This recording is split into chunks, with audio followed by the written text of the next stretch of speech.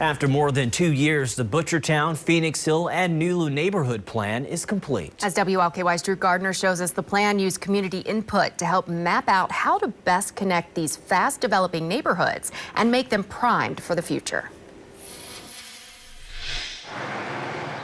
In the last 10 years, Nulu and Butchertown have undergone some major transformations. The neighborhood and the residents are trying to navigate what that means for, what used to be a kind of a secluded neighborhood, at least here in Butchertown. Kevin Doan is with the Butchertown Neighborhood Association. He's among those who have been offering input over the last 2 years on the city's Butchertown, Phoenix Hill, Nulu neighborhood plan. It provides that vision that was established at a community level. It's not a vision that Metro sort of came up with or anything like that. The plan identifies several priority areas, including the Broadway corridor. It not only examines ways to spur more development along the iconic roadway, but also how to better connect it to the waterfront. So you've got these connections that go from downtown to these neighborhoods and districts, but you don't have these connections that seamlessly move you down to the river or down to Waterfront Park, or vice versa. The plan identifies Hancock and Clay Streets as two of those possible connections, mapping out opportunities for future mixed-use office, entertainment, and residential development.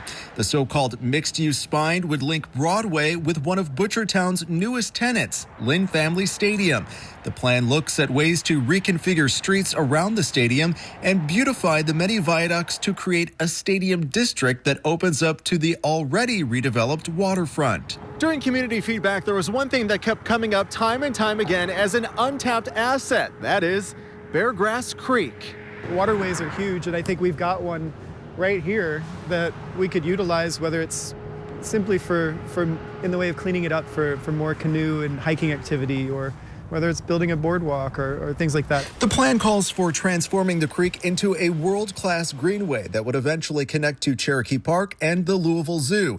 Despite excitement for the plan, there are still concerns about what all these improvements could mean for longtime residents. The plan does highlight a need for equity and affordability, calling for more diverse housing that welcomes all income types, in addition to the larger scale developments that have already been built. I think whether we're satisfied with it or not boils down to whether the ideas are actually implemented or not. The city says while this is a 10-year plan, there are many elements that could be implemented as soon as the plan is approved. Drew Gardner, WLKY News. And the neighborhood plan will go up before the planning committee for its initial review on Friday. Metro Council will have final approval of the plan, which is expected to take up to 2 months.